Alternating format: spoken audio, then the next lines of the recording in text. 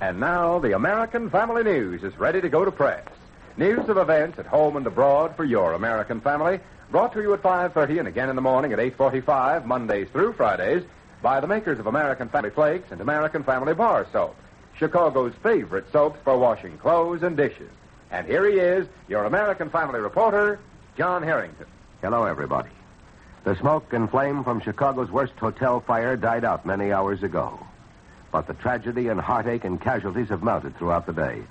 At last report, the blaze that swept the LaSalle Hotel has cost the lives of 58 people, and 200 others are being treated for injuries, 4 of them serious injuries.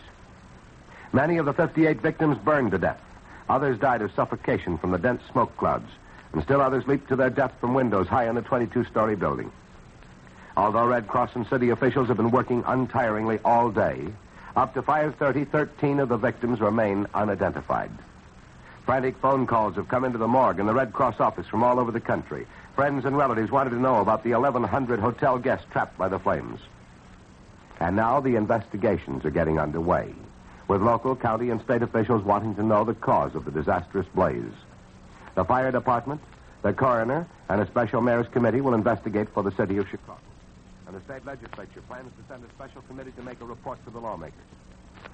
Fire Marshal Michael Corrigan of Chicago describes the fire as the worst in his 35 years of service and one of the hardest to explain. But hotel employees report that they first spotted the blaze in an elevator shaft, and it was out of control almost immediately because of the strong drafts in the 38-year-old building. To illustrate the intense heat of those flames which completely destroyed the giant LaSalle lobby, a mailman opened the heavy metal mailbox near the elevator shafts and found that all of the letters inside were reduced to a powdery ash.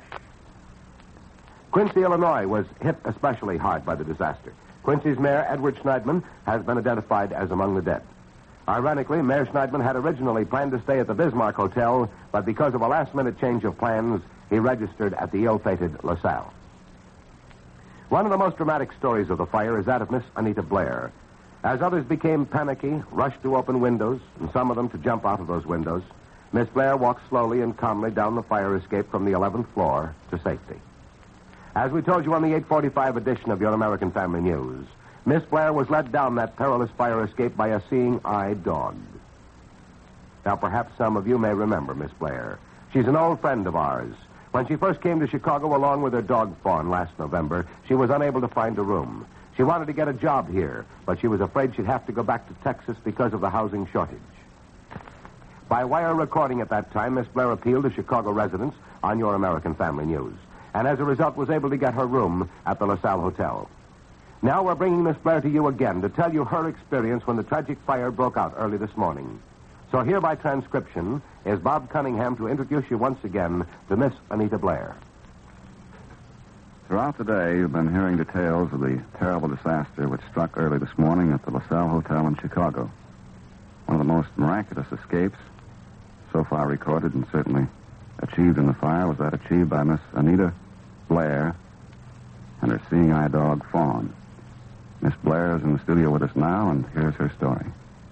The first realization I had that there was a fire in the hotel, I was awakened about 1 o'clock by screaming. I heard this horrible, I think it's the most terrifying sounds I've ever heard, of men and women screaming in panic.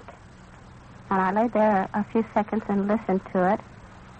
Then I got up and went and opened my door, and there were people running back and forth in the hall. And I have no sense of smell. When I opened that door, the smoke was so heavy in the hall that I could actually taste it.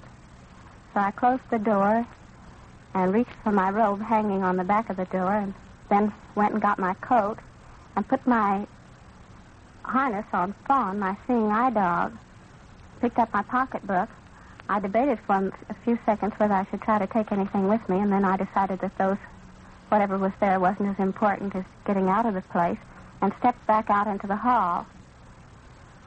The dog went with me down the fire escape from the 11th floor to the ground.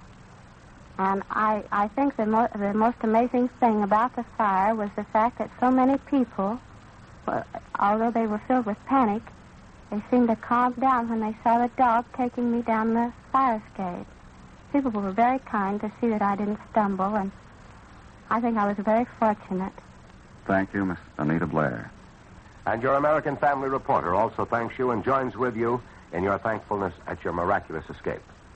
And there are other stories of miraculous escapes, too.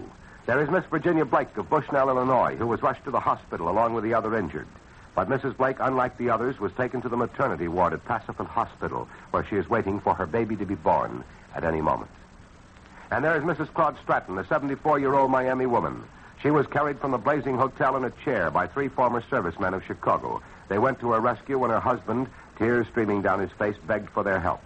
When he found her safe and recovering from shock in a local hospital, he wrote out a check for $500 as his only way to reward those 3 former GIs.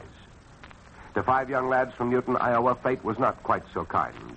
They came into Chicago for a big fling, their high school graduation present from their parents. All 5 of the boys died in the blaze. And so we hear more stories, more horror from Chicago's worst hotel fire, which so far has claimed the lives of 58 people. But even in the midst of terror and tragedy, Americans accustomed to post-war shortages can remain immovable. One middle-aged couple vacationing here had experienced the usual difficulty in getting a hotel room when they came into town. And so through last night's horror, that couple remained in their 18th floor room at Chicago's LaSalle Hotel, afraid that they could not find another room if they fled to safety. Then a good friend of your American Family reporter and Sidney Jones, a near neighbor in Riverside, Colonel Weaver of the United States Army Air Forces, slept peacefully through the fire and was finally roused by firemen. There's one for the books. I'll be right back with more news. Now, here's Ed Roberts. And I'd like to remind you, ladies, that there's an easier, quicker way of doing dishes. A way that at the same time is far kinder to your hands than strong granulated soaps. Just follow the example of the thousands of clever women who've made American Family Flakes Chicago's preferred soap for dishwashing. Now, here's what one typical Chicago housewife, a woman with just your dishwashing problems, by the way, says about American Family. Mrs. C.L. Harris, 2107 Lawrence Avenue, says, "It's amazing how quickly American Family Flakes get my dishes clean. And it's just as wonderful the way my hands stay so soft." You bet it is. And that's why twice as many Chicago women prefer American Family Flakes for dishwashing as any other packaged soap. Why, tests prove American Family Flakes far kinder to hands than strong granulated soaps. And yet they cut grease as fast as any soap in the world. Moreover, ounce for ounce, American Family Flakes make more suds faster than any leading strong granulated soap. And I mean suds that stand up until you're through. So get American Family Flakes. Learn why Chicago women prefer it over all other soaps for dishwashing. And now back again to John Harrington. In Washington, the lawmakers have spent another day with those old familiar problems, the OPA extension and the draft. And just an hour ago, the Senate wound up its consideration of the draft bill by voting for an extension until May 15th, 1947. The Senate version also includes the provision to draft teenagers and to raise the pay for enlisted men to make enlistment more attractive. Now, that leaves as the only problem a Senate-House disagreement on the drafting of teenagers. The House removed the teenage clause from the draft bill before it passed its version last month. As for the OPA, debate over the pricing agency centered in the Senate Banking Committee. But after a full day of argument, the committee came out as determined as ever to lift the price controls from livestock, meat, poultry, and dairy products on June 30th. Concerning the food shortage, the Famine Emergency Committee has issued a new Save Bread call to Americans. The group now suggests that every American limit himself to 2 slices of bread a meal and fill up on potatoes. Speaking of saving, this is a good time for my reminder to you tonight to keep on saving waste fats. The waste fats so vitally needed by our country. On the labor scene, a watchful government has begun organizing its priority shipping system in the event the maritime strike comes off on June 15th. But there were hopeful signs out of today's negotiation meetings that a settlement may be reached. Meantime, the pressure is increasing for President Truman to sign the case anti-strike bill. Turning to the international news for a moment, that foreign policy debate in the British House of Commons has continued throughout another day. Both the old familiar voice of Winston Churchill and the newer voice of Prime Minister Attlee took this occasion to take new cracks at Soviet Russia. But the two statesmen are in disagreement on another question. Mr. Churchill believes that Great Britain should continue its policy of non-intervention in the Spanish government affairs, while Mr. Attlee proposes that the United Nations get busy and oust the Franco regime. A monarch who already has been ousted as king is King Umberto of Italy. Now that the votes have been counted, it is official that the Italian people have voted out the monarchy form of government to replace it with a republic. In our immediate foreign relations, the State Department has received a reply from the Romanian government to the American demand for free elections in that country.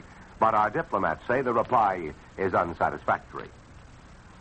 To President Truman, leading Protestant churchmen have put a demand that the United States break diplomatic relations with the Vatican. And in the Far East, General Marshall has talked the warring Chinese and Russian factions in Manchuria into a 15-day truce while he works for a permanent peace. For a late international report, President Truman announced a short time ago that he has named Senator Warren Austin, a Vermont Republican, to be American representative on the United Nations Security Council. And that's the Washington and International Report for tonight. Now a few more notes from Chicago and around the country. Although Illinois, as the rest of the country, was horror-stricken by Chicago's tragic fire, the state legislature kept business as usual hours and went on with its debate over the soldier bonus. Veterans themselves appeared on the House floor to argue against increasing state taxes to finance the bonus payment. And Governor Green changed his stand on the proposed tax on movies. In a letter to the chairman of the Legislative Bonus Commission, he urged that the lawmakers decide against the movie tax when they work out their final plan. At the moment, the Illinois lawmakers seem as far from a final plan as ever. Also in Springfield, members of the Illinois Commerce Commission were taking up a financial matter. The Illinois Commercial Telephone Company opened its arguments for a proposed rate increase which would affect about 600 communities.